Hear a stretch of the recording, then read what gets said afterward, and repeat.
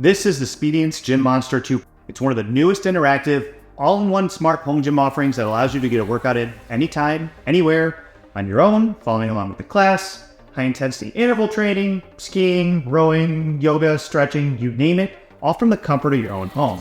This machine features the ability to instantaneously engage and disengage the 110-pound weight stacks, adjust the specific weight increments from your fingertips via Bluetooth, seamlessly change between fixed and dynamic resistance profiles, and do all of your favorite free weight, barbell, dumbbells, cable, and so many more movements.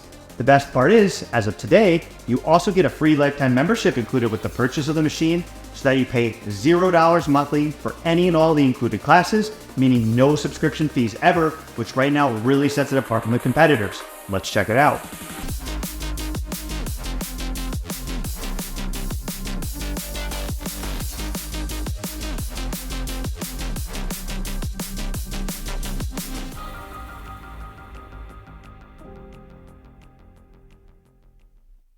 Hey guys, this is Michael with the Jungle Gym Reviews. Today I'm going to take you through my first impressions and initial feedback of the brand new Speediance Gym Monster 2. This is the first all-in-one smart home gym I personally own and am going to review.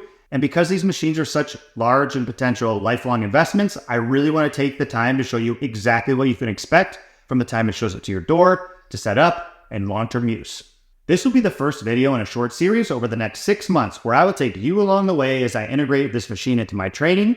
Myself, my wife, my friends, family, maybe even kids will provide their feedback, and I will really get a feel for how it works and how well it holds up long term, especially with all the nuanced functionality packed in as you can expect from such a heavy technology integrated machine. So I'm typically not super tapped into the smart home gym market since I've always been more involved in a line of things like sports and running, free weights, machines, etc. However, as an automotive engineer and a technologically inclined millennial, I'm well aware of the appeal and practicality that these machines offer to people who are limited on space and have different knowledge levels or desires to really integrate health and fitness into their busy lives. That being said, I think I perfectly represent most of the average users or prospective demographic audience who maybe doesn't know that much beforehand about Speediance and their products, so I'm pretty open-minded to seeing how well or practical everything works in the real world. Okay, so when you're purchasing a $3,000 to $4,000 product, depending on which version or package you buy, you should expect that the quality be up to that price tag standard. From the time I received this, I've been pretty impressed with both the overall quality and aesthetics of everything from the packaging to the machine itself. The packaging was definitely some of the nicest I've seen for gym equipment, especially this large, and thinking about it retrospectively makes sense because it's what you would expect from like a new TV or something along those lines, because it literally has a big screen integrated alongside other presumably expensive electronics. For the unboxing itself, everything was very straightforward. You literally just open the boxes, remove the foam liners where everything was nicely packaged, individually separated, and boom, it was time to move everything inside. Moving it inside and up the stairs was slightly difficult, and you definitely need at least 2 strong people to do this. So I had to find 2 people. The unit weighs approximately 170 pounds, but all the weight is largely at the base of the machine where the motors are, so you just have to have the strongest person carrying it there and be mindful of the weight distribution when going up and down a set of stairs, like I did moving it upstairs to my office, which is now Auxiliary Gym 4.0? Who knows? I've lost track. Again, since this is made primarily for indoor use, it has to and will fit through any doorways. The footprint while standing up is also super minimal front to back, as is the goal not only to be able to be moved, but also for the general sleek, modern, and minimal aesthetics, looking very unobtrusive when folded up against the wall in any room. Once you get it to the floor or room you want it, it has wheels so you can very easily just tilt it and slide it into place, lock the stabilizer base/foot plate when you're ready to use it. I leave mine down all the time since I don't have much foot traffic in this room, but it's made to be put up and down with each use, so you have a very minimal front to back profile.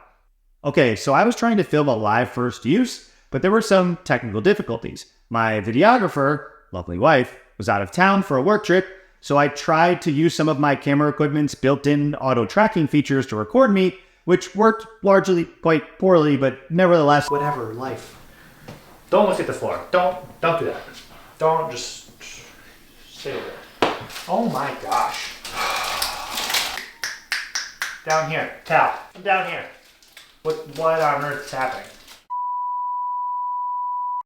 So after the first few weeks of use, although it's still too early to give a real overall rating and any real long-term feedback, I was in general impressed with the quality and features, and even more so how well it actually worked, especially in regards to the overall resistance feel and the machine's stability.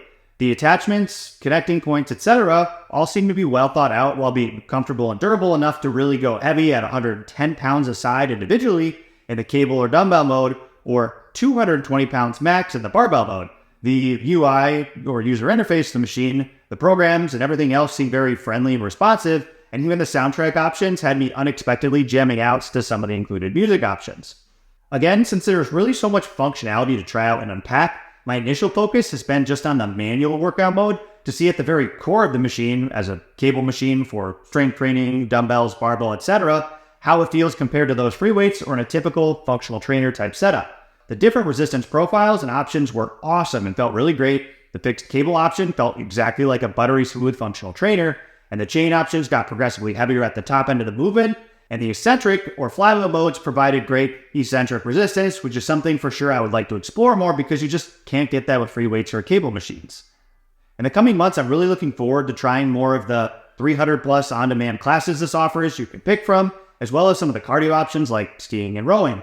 As I mentioned before, I'll have some shorter videos highlighting some of those options alongside myself, my wife, some other family and friends' feedback and opinions on what they thought and if they would consider something like this an option in their own.